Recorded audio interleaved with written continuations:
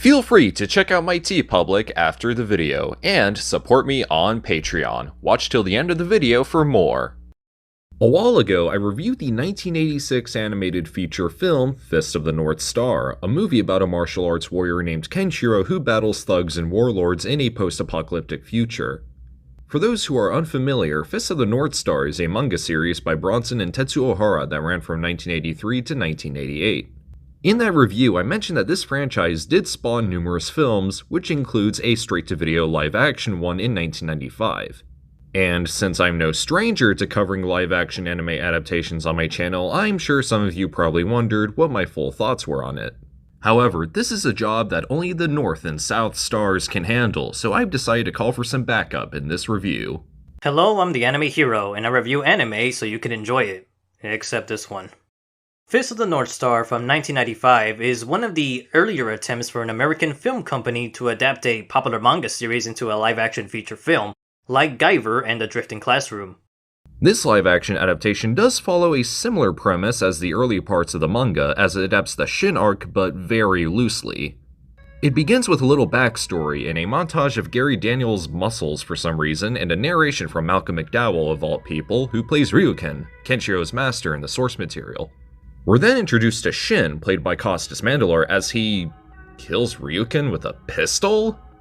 This feels so out of character for Shin. Why would he ever need to use a gun if he's already skilled enough to kill people with his own hands? In the Hokuto lore, Rao is the one who kills Ryuken, and Jagi uses guns. Shin did neither of those.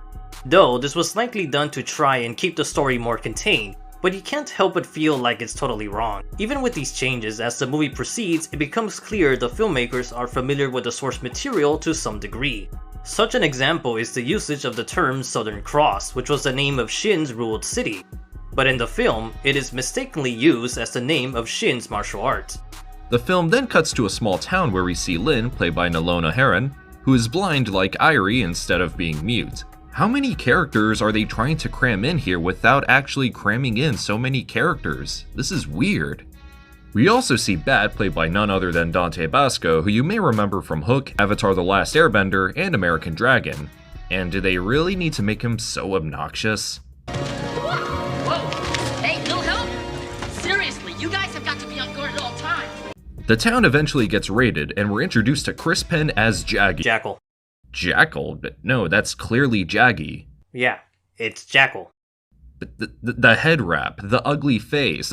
It's a Jackal, Jackal, Jackal, Jackal! So we're introduced to Jackal, who is actually a secondary villain in this film as he sort of acts like Shin's right-hand man. Sort of like Joker in the anime. Then we see our protagonist, the successor of Hokuto Shinken, the savior of Earth's End, Garry Daniels as Kenshiro?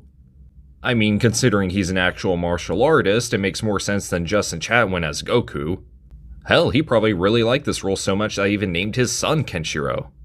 Funny enough, this isn't the first time Garry Daniels has been in a live-action anime adaptation. I want to mention how graphic the original Fist of the North Star manga was. Kenshiro literally makes bodies explode just by touching them. And how does the movie depict it, you may ask?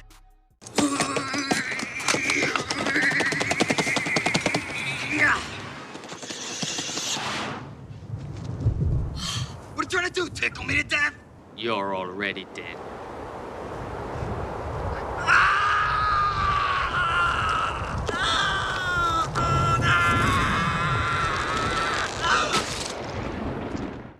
Hey, I think there's something wrong with this copy. No, that's actually how it is. Why is this even rated R then? Eventually we see Julia, played by award-winning actress Isako Washio.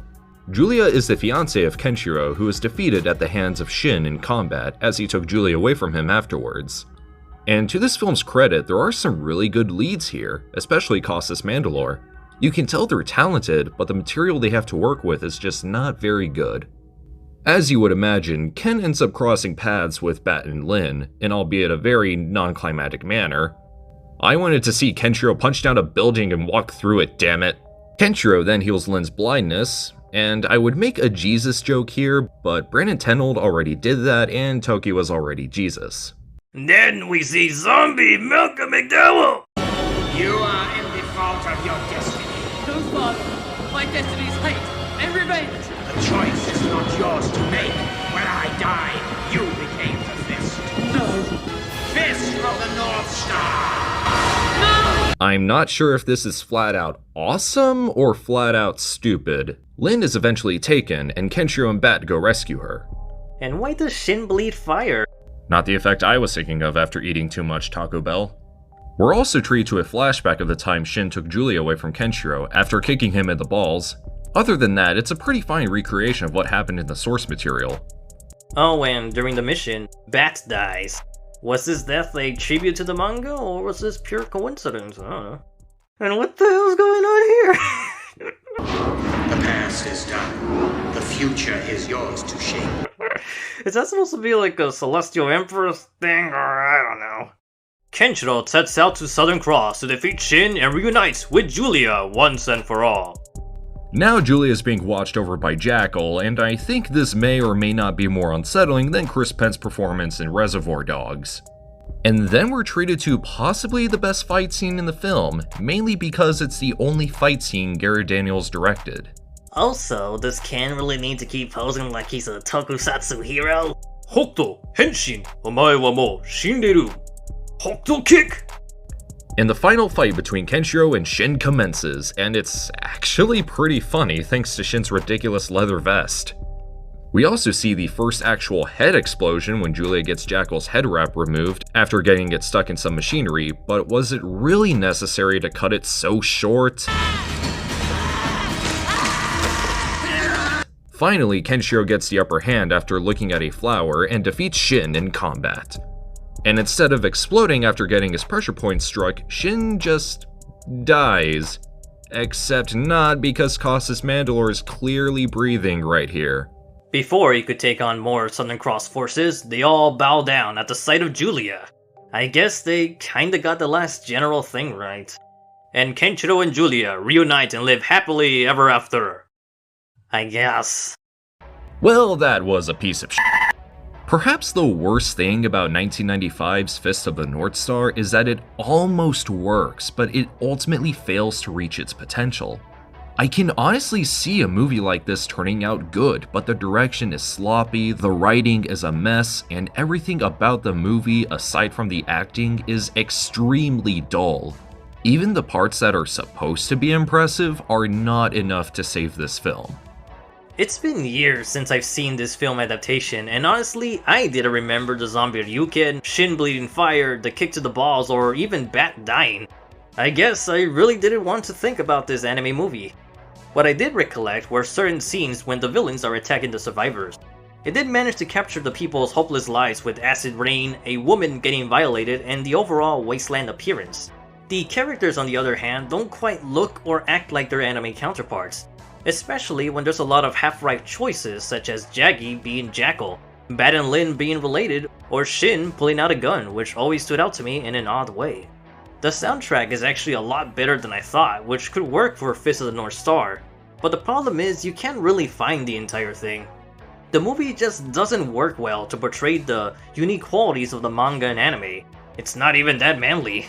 The villains aren't that monstrous, the violence isn't too brutal, and the characters don't express the same tragedy as the film comes off as unimpressive.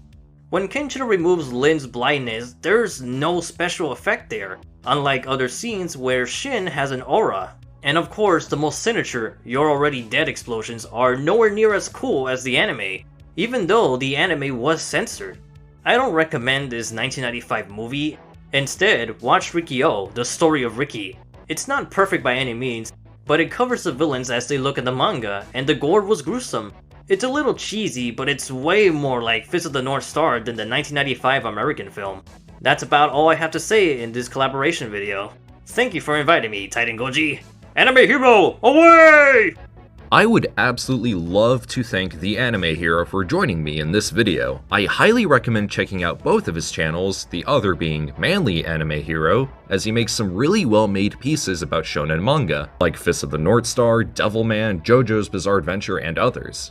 And on that note, thank you for watching. Feel free to share your thoughts in the comments, and don't forget to like, share, and subscribe. If you like what you see, I would greatly urge you to support me on Patreon, and you can get early access to videos and receive updates on future uploads, as well as some behind the scenes content. You can also make video requests and get a t-shirt of your choice from my TeePublic, such as North Star Martial Arts, All Gundam Day, and these designs inspired by Mazinger Z. Not to mention, once I reach enough patrons, I'll review the Tokusatsu series Redaman from Subaraya Productions. So if that's something you'd like to see, then go support me on Patreon. Especially if you want to see your name here. And this is TitanGoji, signing off.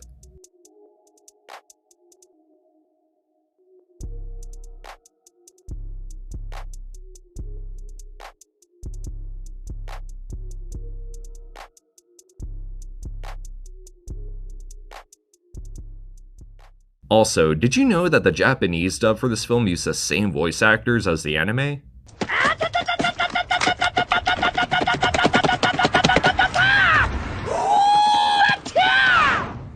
お前はもう死んでいる。